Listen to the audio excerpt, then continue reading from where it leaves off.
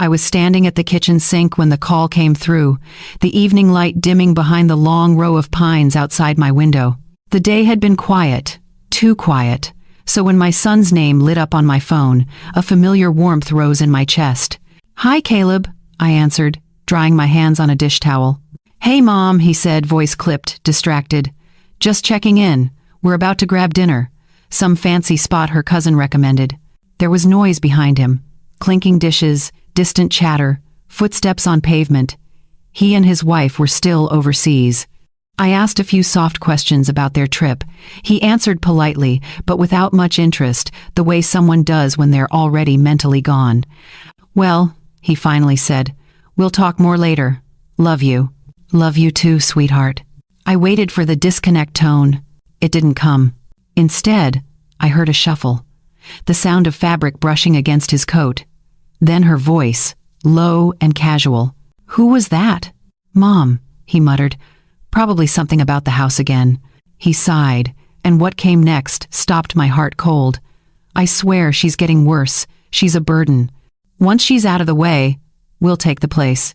It's worth over $1 million now. Easy." My hand went still against the countertop. "We'll guilt her," he added. "It always works." I didn't breathe, didn't move.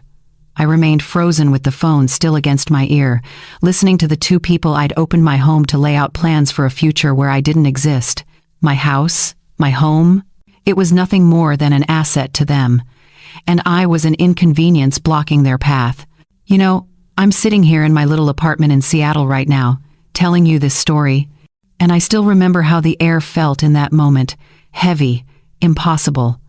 I'm curious, where are you right now as you're hearing this?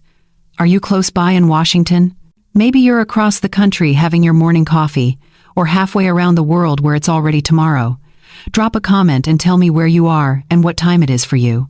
And if you've ever felt invisible in your own life, go ahead and tap that like button so I know I'm not alone in this. Share this if you think someone else needs to hear it. Now let me tell you what I did next. Because they had no idea what was coming. Something inside me cracked. Not loudly, not dramatically, more like a hairline fracture forming along a fault that had been weakening for years. They thought the call had ended. They didn't know I heard every word. And they had no idea the paperwork they were counting on had already been reviewed by my attorney the previous week, for entirely different reasons. I stood there in my kitchen, the same kitchen where I'd once packed school lunches, balanced checkbooks, and wrapped birthday gifts for a little boy who used to tell me he'd always take care of me. The phone was still warm in my hand. The evening shadows stretched longer across the floor, and I couldn't stop replaying what I'd just heard. A burden. That's what he called me. Not his mother. Not the woman who'd worked 3 jobs to keep a roof over his head.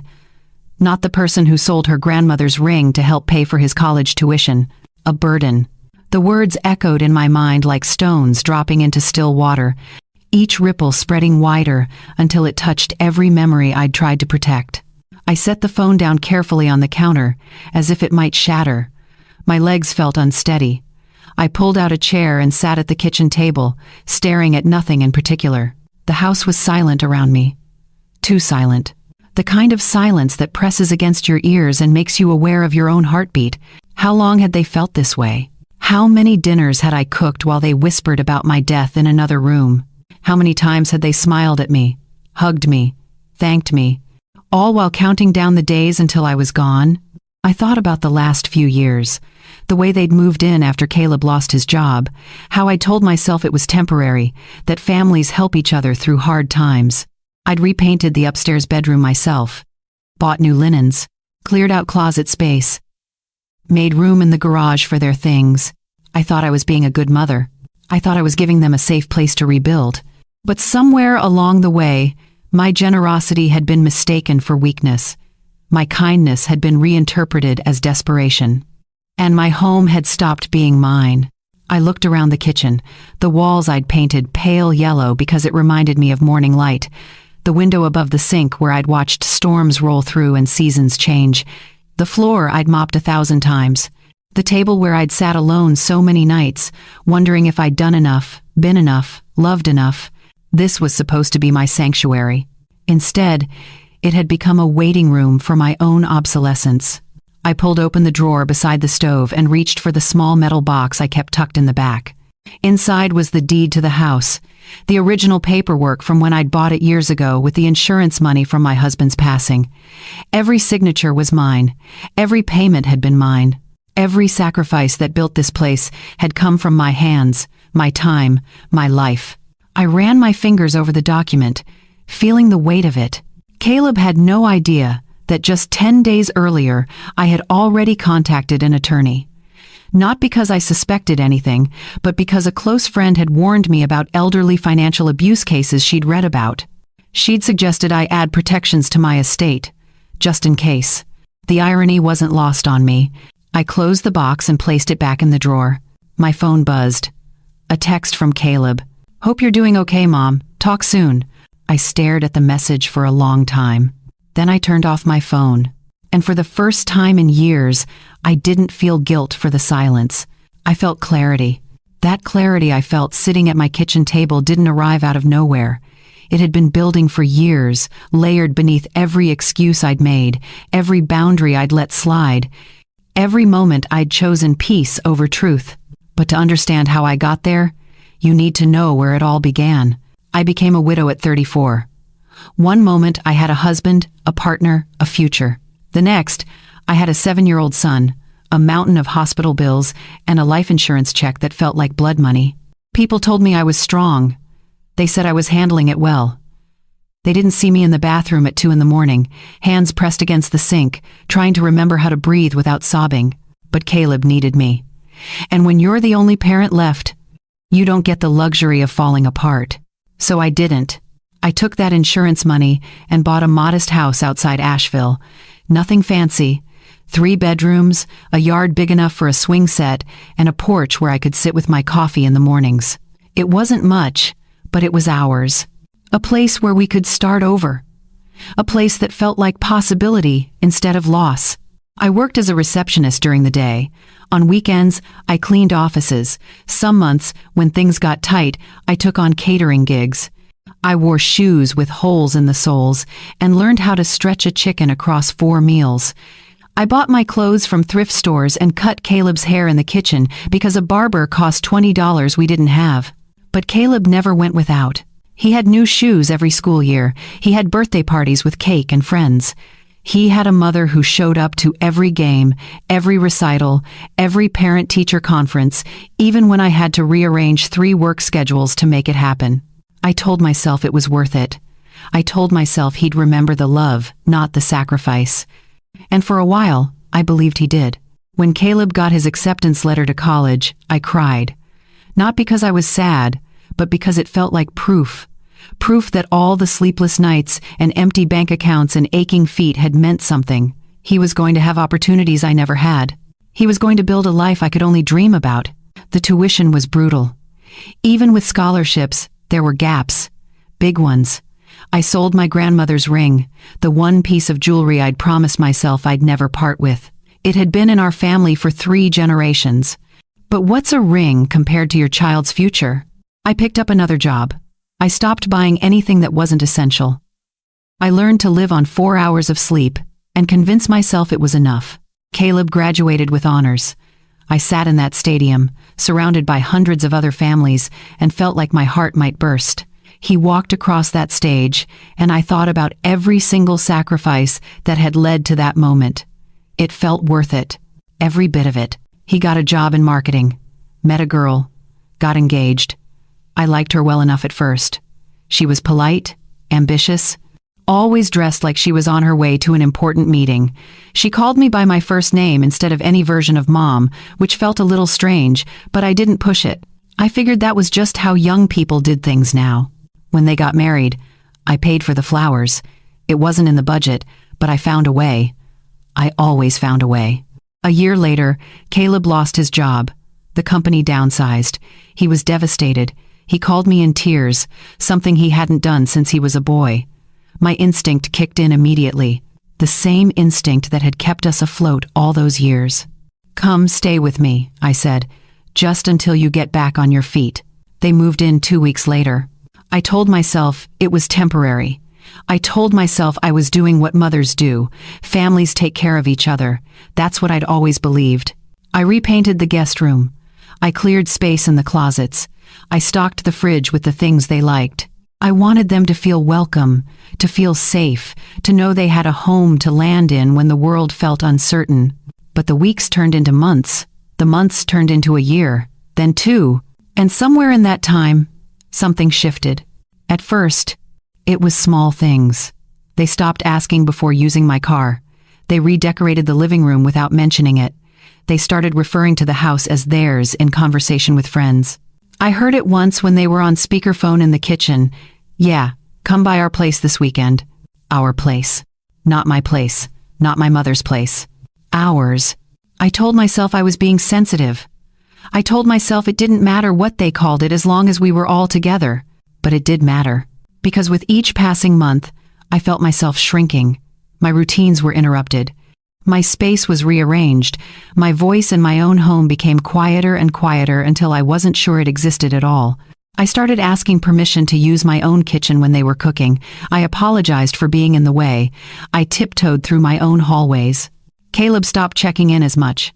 Conversations became shorter, surface level. He was busy, he said, stressed, looking for work.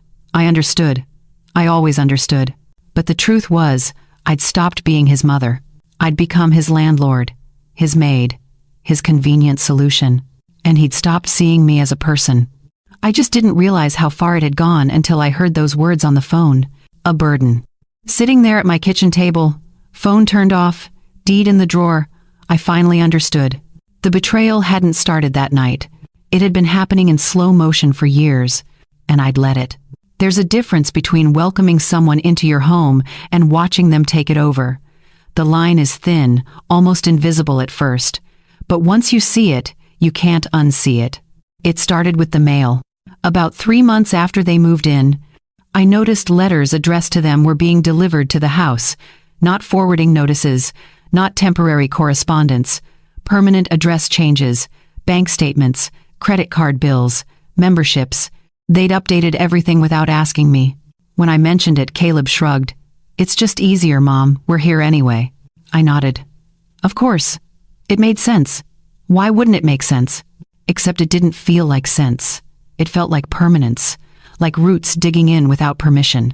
Then came the furniture. One Saturday afternoon, I came home from the grocery store to find the living room completely rearranged. The couch I'd saved for months to buy had been pushed against the far wall. A new coffee table sat in the center of the room, modern and glass-topped, nothing like the warm wooden one I'd chosen years ago. "We thought the space needed better flow," his wife said, not looking up from her phone. "Don't you think it's better this way?" I stood there holding bags of groceries, staring at a room that no longer felt like mine. "It's fine," I said. But it wasn't fine. My coffee table was in the garage. I found it later, shoved behind boxes, one leg scratched. The kitchen was next.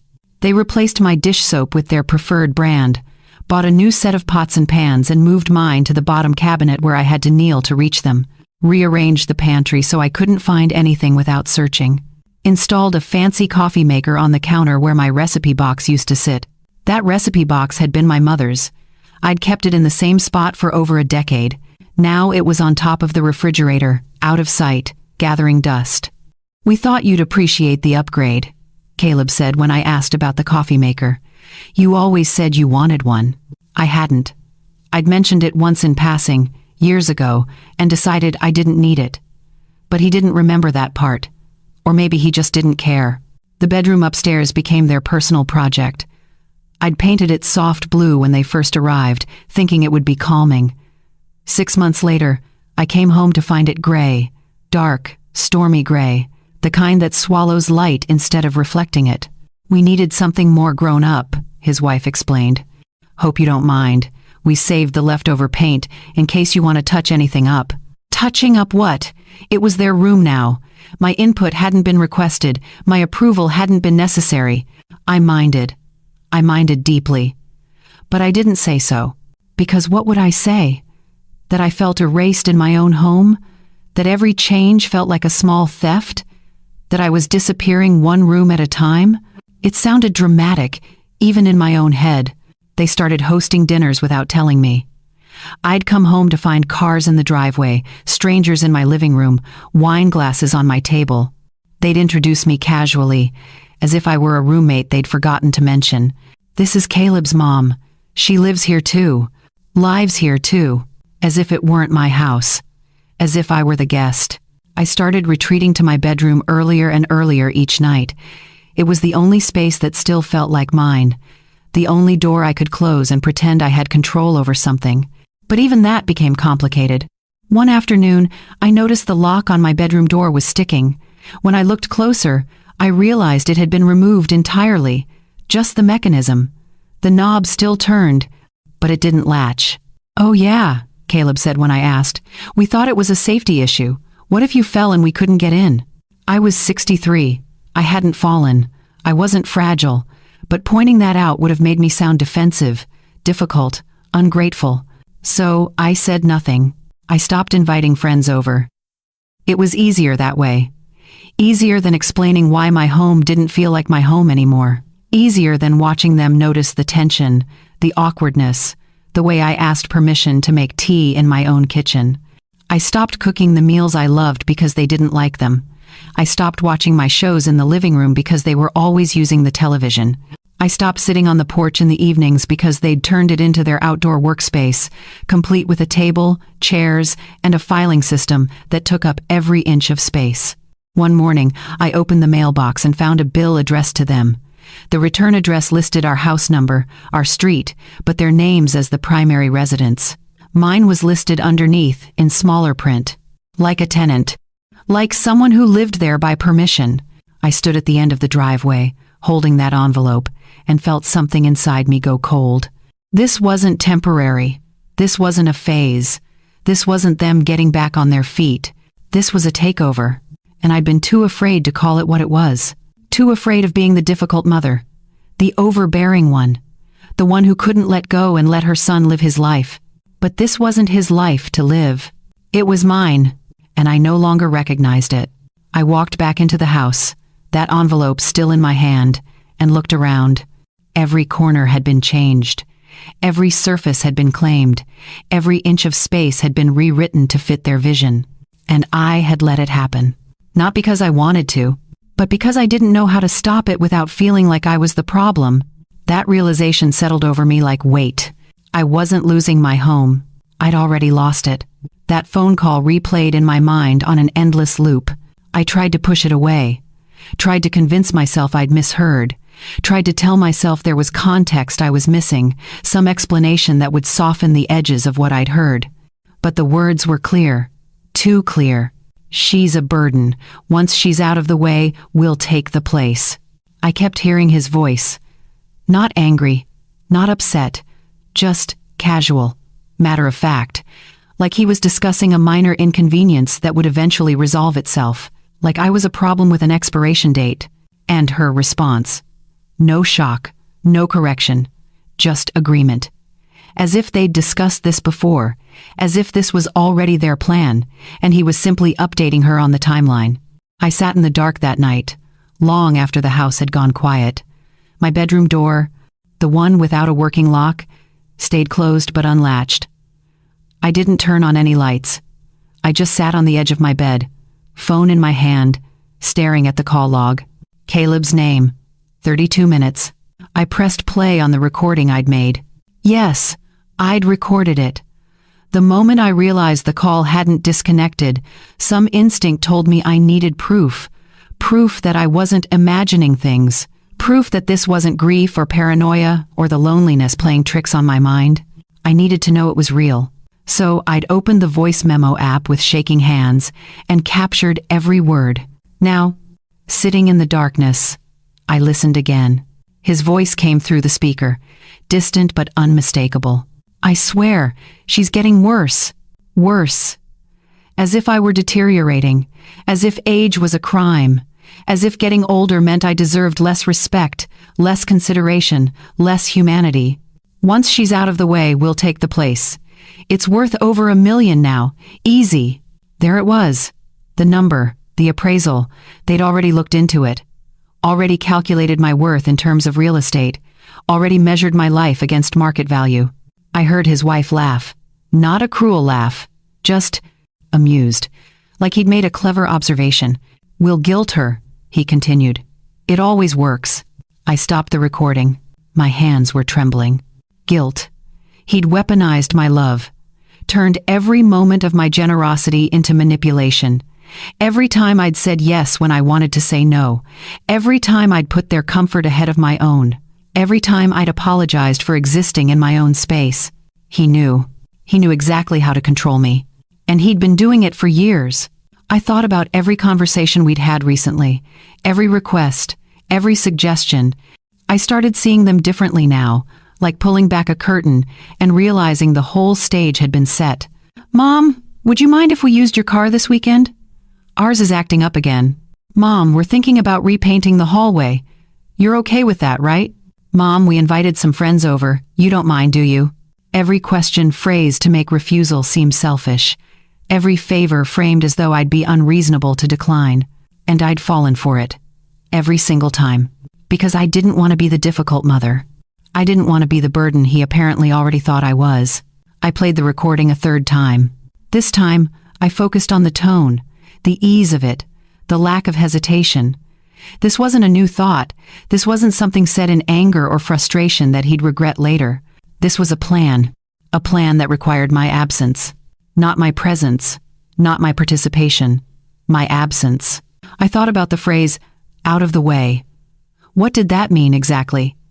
Did they expect me to die conveniently? Were they waiting for an accident, an illness, some natural progression that would remove me from the equation? Or were they actively planning to push me out? The bedroom felt smaller suddenly, the walls closer. I couldn't breathe properly. My chest felt tight, like someone had wrapped rope around my ribs and pulled. I stood up and walked to the window. The street outside was empty. A single lamppost cast a pale circle of light on the pavement. Everything looked normal, peaceful, ordinary. But nothing was ordinary anymore. I pressed my forehead against the cool glass and closed my eyes. How does a mother recover from this? How do you reconcile the child you raised with the person who sees you as an obstacle? How do you separate the boy who used to hold your hand in parking lots from the man who discusses your death like a financial opportunity? I couldn't. The boy I remembered didn't exist anymore. Maybe he never had.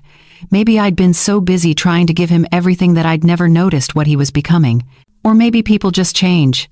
Maybe love isn't enough. Maybe sacrifice doesn't guarantee loyalty. Maybe I'd been foolish to believe it did. I opened my eyes and looked at my reflection in the dark window.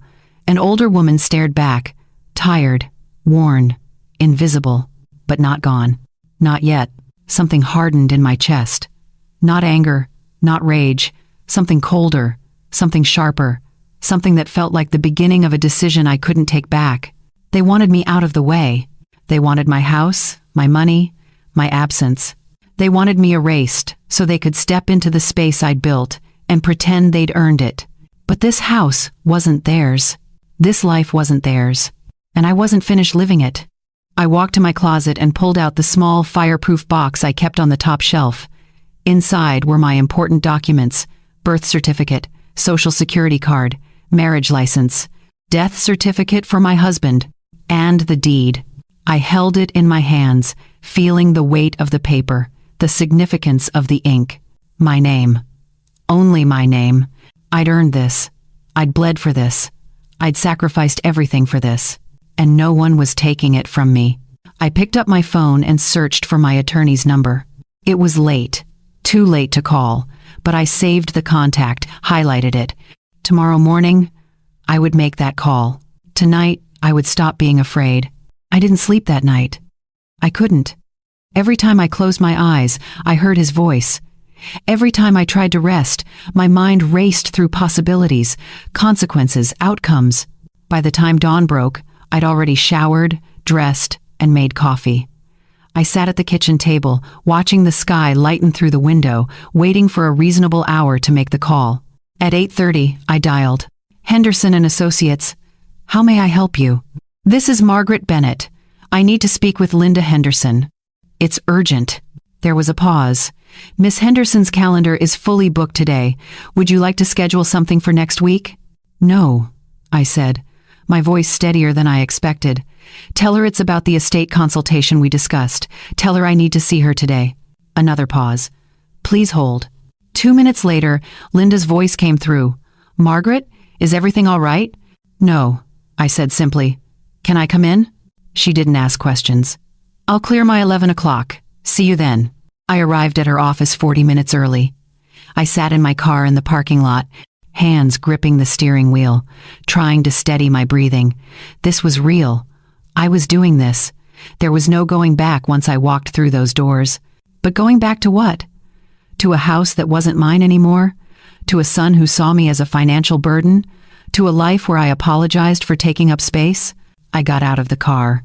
Linda met me at the door to her private office. She was in her late 50s, silver hair pulled into a neat bun, glasses perched on her nose. She'd handled my husband's estate years ago. I trusted her. More importantly, I knew she didn't waste time on pleasantries when something mattered. Sit, she said, closing the door behind us. Talk to me. I told her everything. Not just about the phone call, but about the years leading up to it.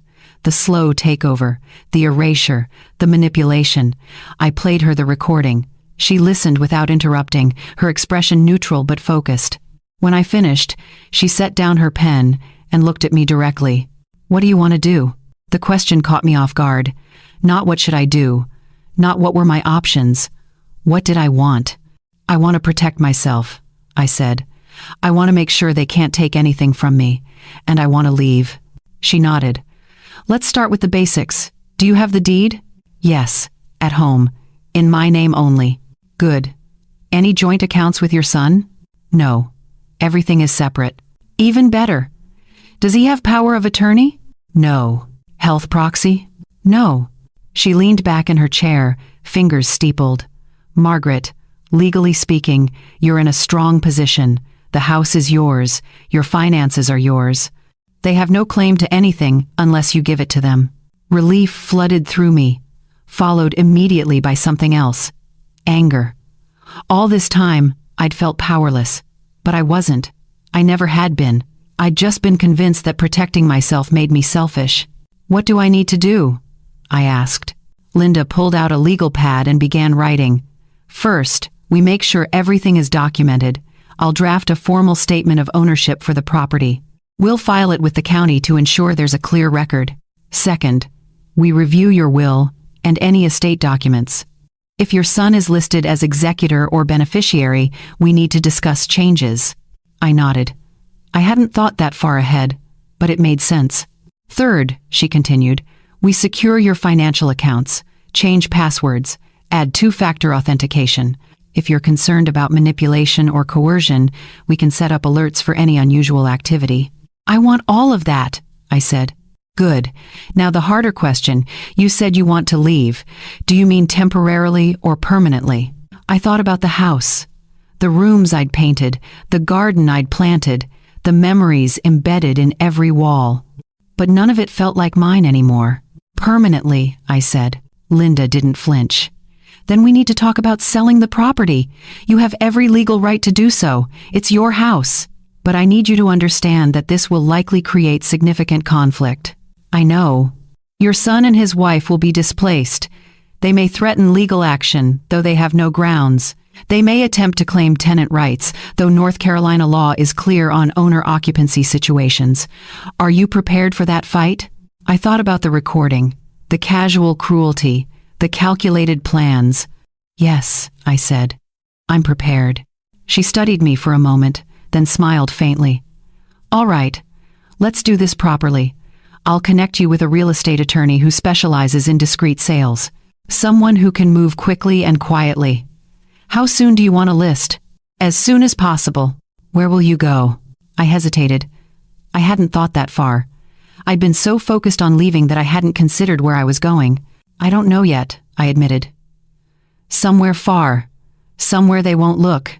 Linda wrote something down. Take your time with that decision, but once you choose, don't tell anyone. Not friends, not neighbors, no one. If you want a clean break, it has to be complete. We spent the next 2 hours going through paperwork.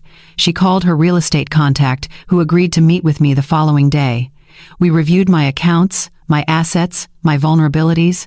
By the time I left her office, I had a folder full of documents and a checklist of tasks. But more than that, I had something I hadn't felt in years: control. Not over them, not over the situation, over myself.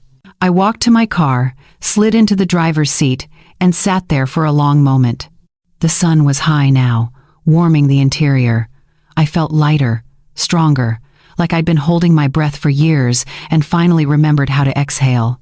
My phone buzzed, a text from Caleb. "Hey Mom, what's for dinner tonight?" I stared at the message. Then I deleted it without responding, and drove home to start packing. The real estate attorney was a woman named Janet Corso. She met me at a coffee shop 2 towns over, not in an office. Discreet, just like Linda promised. She didn't waste time.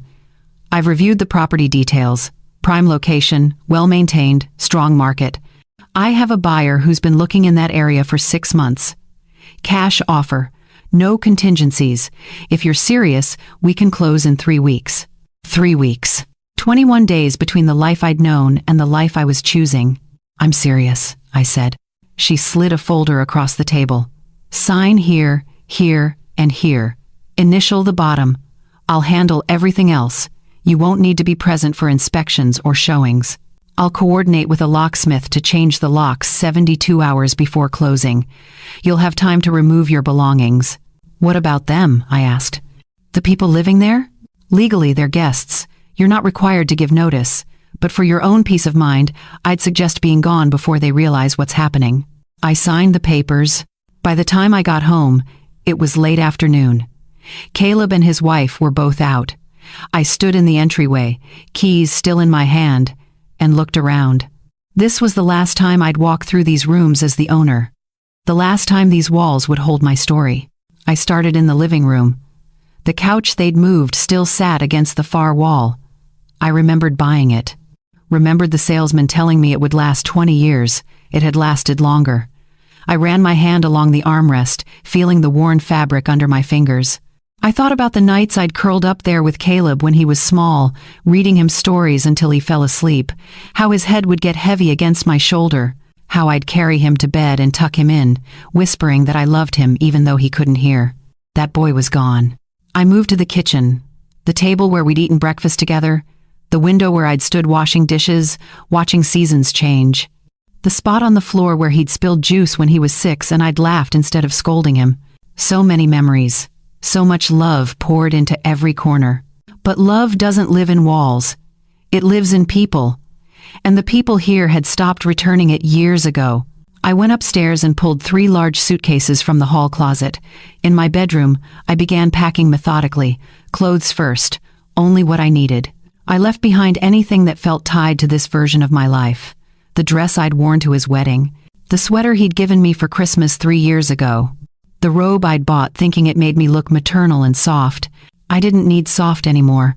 I packed my books, my journals, the photo albums I'd kept since Caleb was born, letters from my husband, my mother's jewelry box, small things that held weight beyond their size. In the closet, I found a box of my husband's belongings I'd never been able to part with. His watch, his reading glasses, a flannel shirt that still smelled like him, even after all these years. I packed those too. Then I started on their things. I went through the house room by room, gathering everything that belonged to Caleb and his wife. Clothes, toiletries, books, electronics, kitchen gadgets, decorations, every single item. I folded everything neatly. I wasn't angry. I wasn't vengeful. I was just done. I labeled each box clearly.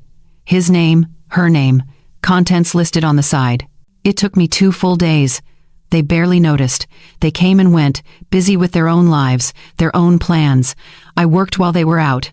I stayed in my room when they were home. On the 3rd day, I rented a storage unit an hour north. I chose a facility that required 2 forms of identification for access. I loaded every box into my car, made 3 trips, and stacked everything inside the unit with care. When I finished, I took photos of every box, every label, every corner of the space, documentation, proof that I hadn't destroyed anything, hadn't stolen anything, that I'd treated their belongings with more respect than they'd ever shown mine. I locked the unit and put the key in a sealed envelope. I wrote their names on the front, nothing else, just their names. I dropped the envelope at Linda's office. She'd give it to them when the time came, not before. The house felt different when I returned, emptier, lighter, like it was already letting go. I walked through each room one last time. I said goodbye to the maple tree outside the kitchen window, goodbye to the porch where I'd spent so many quiet evenings, goodbye to the walls that had witnessed every version of me. I felt sad, but not broken. There's a difference. On my final night, I couldn't sleep. I sat at the kitchen table with a pen and a piece of paper. I thought about what to say, thought about explaining, defending, justifying. But they didn't deserve an explanation. They'd made their plans. Now I'd made mine. I wrote 4 words. Surprise. A burden handled this. I set the note on the counter, right where they'd see it. Beside it, I placed the house keys. I took one last look around. The kitchen light glowed soft and yellow. Everything was clean, orderly, empty of my presence. I picked up my suitcase, walked through the hallway, and stepped into the garage. My car was packed. Everything I needed was already inside. I pressed the button to open the garage door. The mechanism hummed to life. Cold air rushed in. I got in the car, started the engine, and backed out slowly. The door closed behind me. I didn't look back. I drove toward the highway, toward the west, toward a city I'd never lived in and a life I'd never imagined. But for the first time in years, the road ahead felt like mine. The highway stretched ahead of me, endless and dark. It was just past midnight when I crossed the North Carolina state line into Tennessee. The radio played soft jazz, something instrumental and forgettable. I didn't need lyrics. I didn't need words. I just needed motion. For the first few hours, I kept checking the rearview mirror. Some irrational part of me expected to see headlights following, expected Caleb to somehow know, to chase me down, to demand I turn around. But the road behind me stayed empty. I stopped at a rest area around 3 in the morning. The parking lot was nearly deserted. Just a few trucks idling in the far corner, drivers catching sleep before their next haul. I sat in my car with the engine off, hands still gripping the wheel, and let myself feel it. Relief. Pure, uncomplicated relief. I wasn't running. I was choosing. There's a difference. I pulled out my phone to check the GPS. That's when I saw the notifications. 17 missed calls. All from Caleb. All within the last 2 hours. My stomach tightened, but I didn't call back. Instead, I turned the phone face down on the passenger seat and walked inside to use the restroom. When I returned, there were 12 more. I sat in the car, staring at the screen. Part of me wanted to know what he'd found, whether he'd seen the note, whether he'd realized what I'd done. But a stronger part of me knew that listening would only pull me backward. I turned off the ringer and kept driving. By sunrise, I was crossing into Arkansas. The sky turned pale pink, then gold, then blue. I stopped at a diner off the highway, ordered eggs and toast, and sat by the window watching the world wake up. Trucks rumbled past, families piled into minivans. Life continued, ordinary and unbothered. My phone buzzed constantly on the table. I'd turned the ringer off, but the vibrations were relentless. I flipped it over and kept eating. The waitress, an older woman with kind eyes, refilled my coffee. "Long drive?" "Very," I said. "Where are you headed?" "Seattle." She whistled low. "That's a journey. You got family out there?" I paused. "No, just me." She smiled. "Sometimes that's the best kind of journey." I finished my meal, left a generous tip, and got back on the road. By midday, the voicemails had piled up. 43 missed calls now. I pulled into a gas station in Oklahoma and, against my better judgment, opened the voicemail app. I didn't listen to them. I just scrolled through, reading the transcriptions the phone generated automatically. The first few were frantic. "Mom, where are you? Call me back." "Mom, this isn't funny. Call me right now." "Why are the locks changed? What's going on?" Then came anger. "You can't just leave. This is insane. We live here. You're being irrational. Whatever you think happened, We can talk about it. Call me back, or I'm contacting the police. Empty threats. I knew that. Linda had prepared me for this. They had no legal standing, no claim, no leverage. But the desperation in those early messages was real. I could feel it through the screen, could imagine his voice rising, his frustration building. Good. Let him feel what I felt. Let him scramble for answers. Let him stand in a space that wasn't his and realize he'd taken it for granted. By the time I reached the Texas Panhandle, the tone had shifted. Mom, please. Just tell me you're okay. I'm worried. We're sorry if we upset you. Can we talk about this? I don't understand what we did wrong. That last one almost made me laugh. He didn't understand. Of course he didn't. Because understanding would require seeing me as something other than a fixture, something other than a means to an end. I deleted the app entirely, not just the voicemails, the whole thing. If he needed to reach me, he could send a text, and I'd decide if I wanted to read it. The further west I drove, the more the landscape changed. Flat plains gave way to rolling hills. Towns grew smaller, more spread out. The air felt thinner, cleaner. I stopped in Amarillo for the night, checked into a budget motel, and collapsed onto the bed fully clothed. My phone sat on the nightstand, silent now without notifications. I stared at the ceiling, listening to the hum of the air conditioner, and felt something I hadn't expected. Peace. Not happiness. Not joy. Just peace. The next morning, I woke before dawn and kept driving. Through New Mexico, where the sky stretched impossibly wide. Through Colorado, where mountains rose like monuments. Through Wyoming, where the emptiness felt deliberate, like the land itself was making room for something new. I stopped only for gas and food. I drove with the windows cracked, letting the wind pull at my hair. I listened to podcasts about things I'd never had time for: gardening, astronomy, women who'd started over in their 60s and 70s. I wasn't alone in this.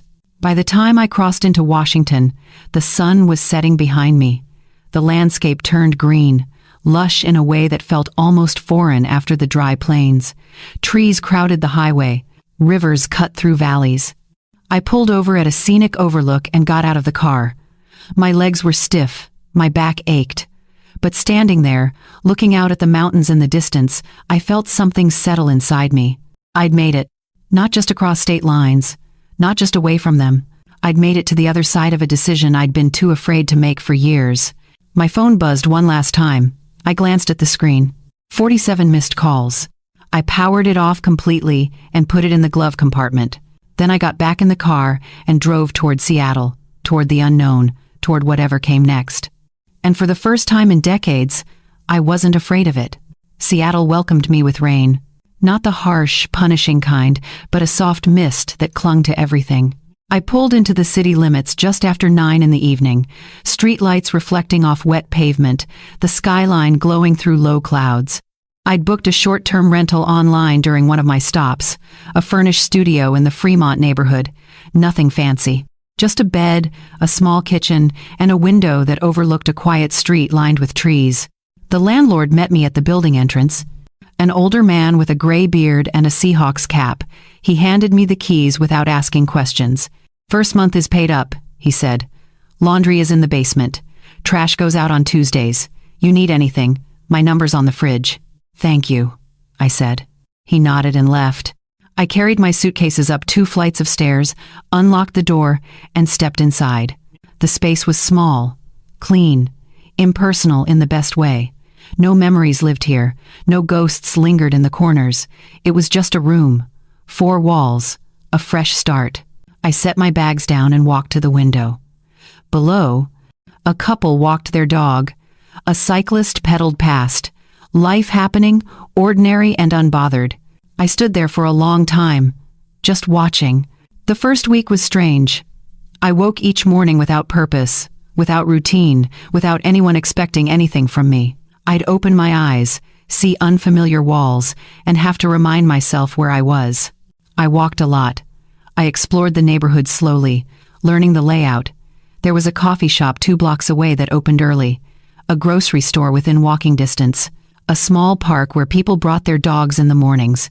I bought groceries for one, cooked meals for one, ate at a table meant for one. It should have felt lonely, but it didn't. For the first time in my life, being alone didn't mean being abandoned. It meant being free. I turned my phone back on after 5 days. The missed calls had stopped. In their place were a handful of text messages. I scanned them quickly. "Mom, we need to talk. This isn't fair to us. We're going to fix this. Just tell us where you are." I didn't respond. Instead, I blocked their numbers. Not out of cruelty, out of necessity. I needed space. I needed silence. I needed to remember who I was without their voices in my head. On my 10th day in Seattle, I found a flyer at the coffee shop, a support group for people navigating life transitions. It met twice a week at a community center downtown. I almost didn't go. I'd never been the type to share personal things with strangers, but something about the description caught me. A space for those rebuilding after loss, change, or difficult decisions. That was me. Rebuilding. The first meeting was awkward. 8 people sat in a circle in a room that smelled like old coffee and cleaning supplies. A facilitator named Ruth introduced herself and explained the format. No judgment, no advice unless asked, just listening. One by one, people shared. A woman in her 50s whose husband had left after 30 years. A man who'd walked away from a career that was destroying him. A younger woman estranged from her family for reasons she didn't elaborate on. When it was my turn, I kept it simple. I left my home. My son. A life that wasn't mine anymore. Ruth nodded. How does that feel? I thought about it, like I'm still catching my breath. That's normal, she said. Freedom can feel like falling at first. I went back the following week. And the week after that. Slowly, I started recognizing faces, learning names, hearing pieces of their stories. Not all at once, but in small increments. There was Karen, who'd escaped an abusive marriage and was learning to trust again. David, who'd cut ties with toxic siblings. Priya, who'd moved across the country to escape family pressure about marriage and career. We didn't fix each other. We didn't offer solutions. We just listened, and that was enough. One afternoon, I saw another flyer. A local shelter was looking for volunteers, meal prep, sorting donations, spending time with residents who needed someone to talk to. I called the number listed. 2 days later, I was standing in the shelter kitchen, chopping vegetables alongside 3 other volunteers. The woman next to me, a retired nurse named Gloria, showed me the routine. We worked in comfortable silence, the rhythm of knives on cutting boards filling the space. After we finished, I helped serve dinner. Families came through the line, single mothers with tired eyes, older men who thanked me quietly, teenagers who looked both guarded and grateful. I saw myself in some of them, not in circumstance, but in that look, the look of people who'd been pushed to the edge and were trying to find their footing. At the end of the shift, Gloria asked if I'd be back. Yes, I said. I think I will. Volunteering became part of my routine. Tuesdays and Thursdays. Sometimes I stayed for just a few hours, sometimes the whole afternoon. I learned the names of the regular families, started conversations that went beyond small talk. One evening, a young mother sat with me after dinner. Her daughter colored quietly beside her. "You're good at this," she said. "At what?" "Making people feel like they matter." I didn't know what to say to that. I just smiled. But later, walking home in the rain, her words stayed with me. I'd spent so many years trying to matter to people who didn't see me, trying to earn love from someone who'd stopped giving it, trying to prove my worth through sacrifice. But here, in this city where no one knew my history, I was finding worth in something simpler. Showing up, listening, being present. Not because I had to, but because I wanted to. The weeks turned into a month. The rain continued. I bought an umbrella, a rain jacket, waterproof boots. I learned which bus lines went where. I found a library I liked, a bench by the water where I'd sit and read. I started journaling again, something I hadn't done since before my husband died.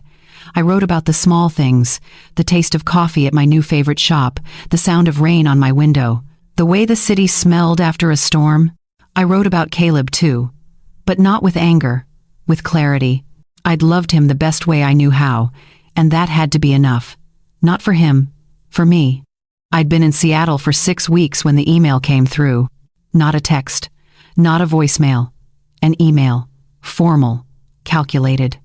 The subject line read, "We need to meet." I stared at it for a long moment before opening it. "Mom, we've given you space. We've respected your need for distance. But this has gone on long enough. We deserve an explanation. We deserve to understand what happened. Meet us. Next Tuesday, 10 in the morning. There's a cafe near Pike Place Market. We'll be waiting.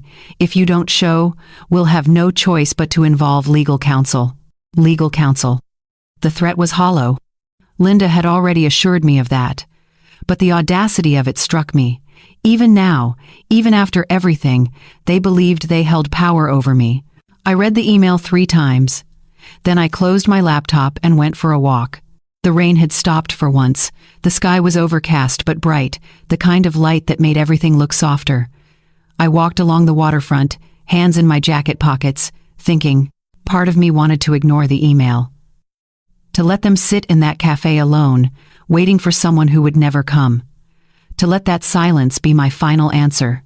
But another part of me knew I needed this, not for them, for me. I needed to look them in the eye. I needed to say what I'd never been able to say. I needed to close the door completely, not just walk away from it. "That evening," I replied, "I'll be there." Nothing more. The days leading up to Tuesday moved slowly. I rehearsed what I'd say, then decided I wouldn't rehearse at all. I packed the small recording device I'd transferred the phone call to. I chose my clothes carefully. Not to impress, just to feel steady, strong. On Tuesday morning, I woke early, made coffee, sat by the window, watching the city come to life. I felt calm, unnaturally calm, like I'd already moved through this moment in my mind 100 times, and now I was just walking through the motions. I arrived at the cafe 15 minutes late, on purpose. I wanted them to sit there wondering if I'd come, wanted them to feel a fraction of the uncertainty I'd lived with for years. The cafe was busy, morning rush. I spotted them immediately, sitting at a corner table near the back. Caleb saw me first. He stood, started to raise his hand, then stopped. His wife remained seated, arms crossed, jaw tight. I walked over slowly. Didn't smile, didn't greet them, just pulled out the chair across from them and sat down. "Mom," Caleb started. His voice was strained. "Thank you for coming." I didn't respond. He shifted in his seat. "Look, we don't understand what happened. One day everything was fine, the next you're just gone. The house is sold, our things are in some storage unit. You won't return our calls. We deserve an explanation." "You deserve," I repeated quietly. "Yes," his wife interjected. "We lived there for 3 years. We contributed. We helped with expenses. You can't just kick us out without warning." I looked at her, really looked at her. She believed what she was saying. She genuinely believed they'd been wronged. "Contributed how?" I asked. She blinked. "We paid for groceries, utilities sometimes. We helped around the house." "You paid for groceries with money you earned where? While living rent-free in a house I bought with my husband's life insurance?" Caleb leaned forward. "We were getting back on our feet. You knew that. You offered to help." "I did," I said, "and you accepted, for 3 years. So what? You just decided we'd overstayed our welcome?" I reached into my bag and pulled out my phone, set it on the table between us. "No," I said. "I decided that after I heard what you really thought of me." Caleb's face went pale. "What are you talking about?" I pressed play. His voice filled the small space between us, distant, recorded, but unmistakably his. "I swear, she's getting worse. She's a burden. Once she's out of the way, we'll take the place. It's worth over $1 million now." "Easy." His wife's voice. "What about the deed? We'll guilt her. It always works." I watched their faces, watched the color drain, watched the realization hit. When the recording ended, silence settled over the table like fog. Caleb opened his mouth, closed it, tried again. "You misunderstood." "No," I said. "I understood perfectly. That was taken out of context. We were frustrated. We didn't mean it the way it sounded." "You meant every word." His wife leaned forward, voice sharp. "You recorded a private conversation. That's illegal." "Actually, it's not," I said calmly. "North Carolina is a one-party consent state. I was part of the conversation. The call hadn't disconnected. Everything on that recording is legal. She sat back, mouth tight. Caleb tried a different approach. Softened his voice. Mom, I'm sorry if we hurt you. I am, but we're family. We can work through this. Family, I repeated. The word tasted strange. Family doesn't see each other as obstacles. Family doesn't plan for someone's death like it's a financial opportunity. That's not fair. Isn't it? I leaned forward. You took over my home, erased me from my own space, spoke about me like I was already gone. And when I finally left, your first instinct wasn't concern. It was anger that I'd taken something you thought belonged to you. It did belong to us, his wife snapped. We lived there. We built a life there. On my foundation, I said, using my resources, while counting down the days until I wasn't in the way anymore. Caleb put his head in his hands. What do you want from us? Nothing, I said. I don't want anything. I came here to tell you that I'm done. Done apologizing, done shrinking, done being the burden you called me.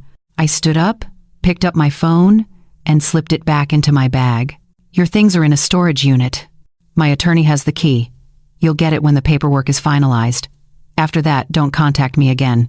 Mom, please, Caleb said, voice breaking. Don't do this. I looked at him. At the son I'd raised. The man I didn't recognize. I'm not doing anything, I said. I'm just finally stopping. I turned and walked out of the cafe, didn't look back, didn't hesitate. Outside, the air was cool and damp. I walked to the waterfront and stood there, breathing. It was done. Not forgiven, not forgotten, just done. And that was enough. The days after the meeting passed in a strange, suspended quiet. I expected to feel something dramatic. Relief, maybe. Or vindication. Even sadness would have made sense. Instead, I felt nothing. Just a hollow sort of stillness, like the silence after a door closes. I kept my routine.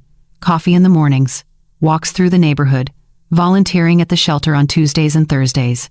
But I moved through it all mechanically, waiting for some emotional reckoning that never came. It was Gloria who noticed first. We were chopping onions together in the shelter kitchen when she set down her knife and looked at me directly.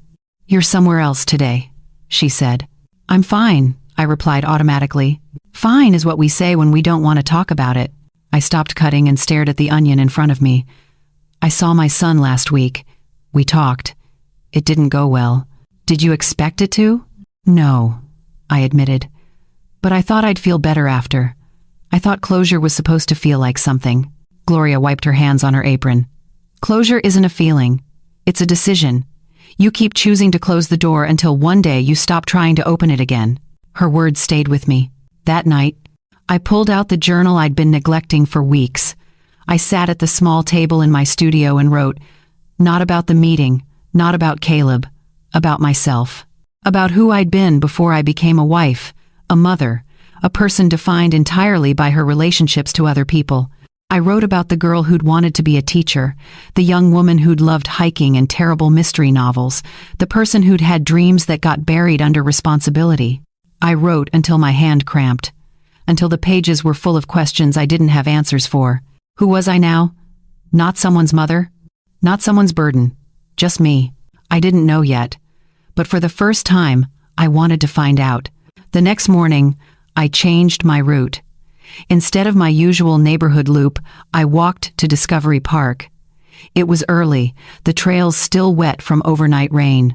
I followed the path toward the bluff, where the trees opened up to views of the Sound. Other walkers passed me. A man with 2 golden retrievers. A woman in running gear, earbuds in, focused. A couple holding hands, moving slowly. No one knew me. No one needed anything from me. I was just another person on the trail. It should have felt lonely. Instead, it felt like breathing. I started going to the park every few days. Sometimes I walked for an hour. Sometimes I just sat on a bench and watched the water. I brought my journal once and wrote about the way light moved across the waves. How it shifted and changed. Never the same twice. At the support group, I started sharing more. Not big revelations, just small truths. I'm learning that I don't have to fill silence with explanations, I said one evening. Ruth smiled. That's growth. Karen, the woman who'd escaped her marriage, nodded. It took me a year to stop apologizing for taking up space. You're ahead of where I was. We all laughed. The kind of laugh that comes from shared understanding, not humor. After the meeting, Karen and I walked to a nearby diner. We ordered pie and coffee and talked about nothing important, books we'd read, shows we'd watched, the absurdity of Seattle's obsession with coffee when it rained constantly. It wasn't deep. It wasn't therapy. It was just two people being human together. And it felt like friendship. At the shelter, I started working with a young mother named Vanessa. She was 26 with a 3-year-old daughter named Ruby. They'd been staying at the shelter for 2 months after leaving an unstable situation. Vanessa reminded me of myself at that age. Tired but determined, scared but refusing to show it. One afternoon, while Ruby colored at a nearby table, Vanessa asked me, "How did you know when to leave?" I thought about it. When staying hurt more than the fear of leaving, she nodded slowly. I keep wondering if I made the right choice, if I should have tried harder. Trying harder doesn't fix people who don't want to change, I said. It just exhausts you. She looked at me with something like recognition. You sound like you know. I do. We didn't talk more about it. But the next week, she told me she'd applied for a job. 2 weeks after that, she got it. A month later, she and Ruby moved into transitional housing. Before she left, she hugged me. Thank you for listening, for not judging. You did the hard part, I said. I just showed up. But her words stayed with me. I was showing up, not just for others, for myself. The seasons shifted. Fall arrived properly, and the Devermintsum, bringing sharper air and trees that turned gold and rust. I bought a warmer coat, started drinking tea instead of coffee in the evenings, attended a community lecture on urban gardening just because it sounded interesting.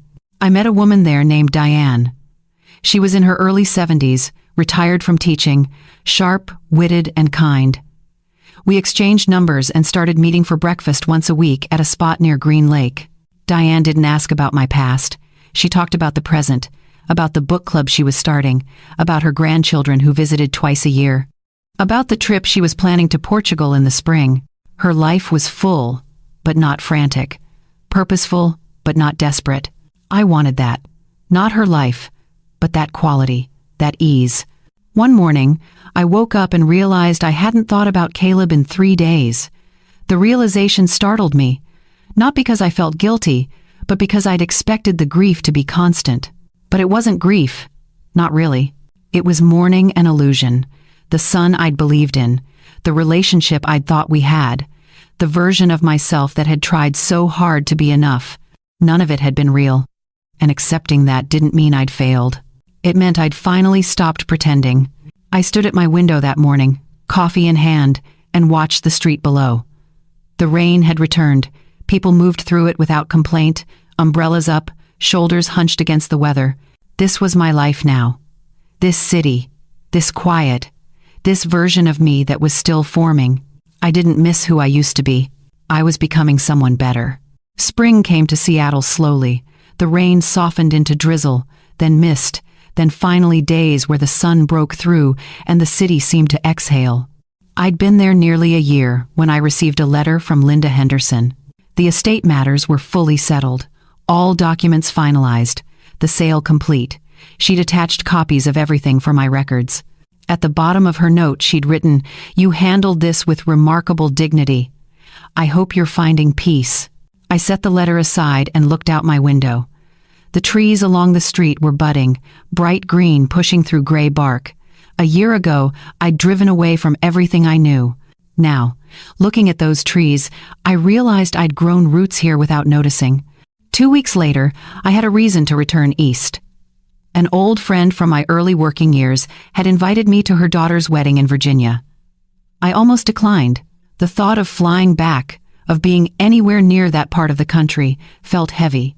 But I'd promised myself I wouldn't live in fear, wouldn't shrink from places or people just because of what used to be. So I booked the flight. The wedding was lovely, simple and joyful in the way good weddings are. I sat in the back during the ceremony, watched 2 people promise forever to each other, and felt genuinely happy for them. No bitterness, No cynicism, just hope that they'd build something real. Afterward, at the reception, my friend asked how I was doing. "Better than I expected," I said. She squeezed my hand. "You look different. Lighter somehow." "I am," I said. And I meant it. I'd rented a car for the trip, planning to drive through Virginia before flying home. But on my last day, I found myself staring at a map, tracing the route south. Asheville was 4 hours away.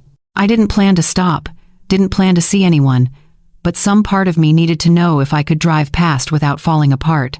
So I did. The highway was familiar in a way that made my chest tight. I recognized exits, landmarks, the shape of the mountains in the distance. This was the route I'd driven countless times. To grocery stores, to Caleb's school events, to doctor appointments and parent-teacher conferences and all the ordinary tasks that make up a life. But I wasn't that person anymore. I took the exit toward my old neighborhood without deciding to. Some muscle memory in my hands turned the wheel. I told myself I'd just drive past, see it from the street, confirm it was real, and then leave. The roads were the same. The same worn pavement. The same cluster of mailboxes at the corner. The same bend before my street that always collected leaves in the fall. I slowed as I approached the house, and there it was. Different, but recognizable. The shutters had been painted, dark blue instead of cream. The front garden was different too. Someone had planted boxwoods along the walkway and added a stone border. The mailbox was new, modern. Black metal with clean lines. A car sat in the driveway. Not Caleb's, someone else's, the new owner's. I pulled over across the street and put the car in park. I sat there, engine running, looking at the place I'd called home for so many years. I waited for the ache, for the regret, for some wave of nostalgia that would make me question everything. It didn't come. Instead, I felt distant, like I was looking at a photograph of someone else's life. The house existed. It was real, but it wasn't mine. Not anymore. Maybe it never really had been. A woman came out the front door, younger than me. She carried a watering can to the porch plants. Behind her, a child appeared, maybe 6 or 7, holding a small soccer ball. They were living there, making memories, filling the rooms with their own laughter and arguments and ordinary days. Good. The house deserved to be lived in by people who wanted it, who chose it, who weren't counting down the days until it became something else. I watched them for another moment. Then I shifted the car into drive and pulled away. No tears, no lingering, just a quiet acknowledgement that this chapter was closed. I drove through town slowly, past the grocery store where I used to shop, the pharmacy where I'd picked up prescriptions, the small park where I'd taken Caleb when he was little. All of it existed. All of it continued without me. And that was okay. I stopped at a coffee shop I didn't recognize. New. They must have opened after I left. Inside, it was warm and busy. People working on laptops, friends catching up over lattes. A normalcy that felt both foreign and comforting. I ordered tea and sat by the window. An older couple at the next table was discussing weekend plans. A young mother was negotiating with her toddler over a muffin. Life happened around me, ordinary and unbothered. I thought about who I'd been the last time I lived here, how small I'd felt, how invisible, how every day had been about managing someone else's expectations while losing sight of my own. That woman didn't exist anymore. I finished my tea, threw away the cup, and walked back to my car. The drive back to Virginia felt lighter. I turned on music, rolled down the windows despite the cool air, let myself feel free in a way I hadn't allowed before. By the time I boarded my flight to Seattle the next day, the trip felt complete. Not painful, not unfinished, just complete. I'd gone back. I'd seen the house. I'd acknowledged what used to be, and then I'd left again. Because Seattle was home now. Not because of any building or street or physical place, but because I'd chosen it. Because I'd built something there that was entirely mine. The plane lifted off, and I watched the ground fall away below me. I thought about the woman who'd driven west a year ago, scared, uncertain, running from something she couldn't name, and I realized I wasn't running anymore. I was moving forward, and there was a difference. Summer arrived in Seattle with surprising warmth. The kind of weather that made people forget about the months of rain and remember why they loved this city. I'd been there just over a year now, and for the first time in longer than I could remember, I felt settled. Not in a resigned way. In a chosen way. I'd found a permanent apartment, still small, but with better light and a tiny balcony where I kept herbs in pots, basil, rosemary, thyme, things I could clip and add to meals I made for myself without apology. My volunteering at the shelter had expanded. I was there 4 days a week now, sometimes helping with intake, sometimes just sitting with residents who needed someone to listen. Gloria had become more than a colleague. She'd become a friend. We met for breakfast most Sundays, swapping stories and laughing about things that would only make sense to people our age. The support group continued. Some faces changed, others stayed. Karen had moved in with someone she'd met through a hiking club, cautiously optimistic about trying again. David had reconciled with one sibling while maintaining boundaries with the others. We celebrated the small victories, held space for the setbacks. One evening after group, Ruth pulled me aside. "You've come a long way," she said. "When you first walked in here, you could barely get through a sentence without apologizing for existing." I smiled. "I remember. You don't do that anymore." She was right. I'd stopped saying sorry for things that didn't require apology, stopped shrinking to make room for people who wouldn't have made room for me. That night, I sat on my balcony with a glass of wine and my journal. The city hummed below. Voices drifted up from the street. Laughter, music, life happening in layers. I opened to a blank page and wrote a letter. Not to Caleb, not to anyone else, to myself. "Dear Margaret," I began.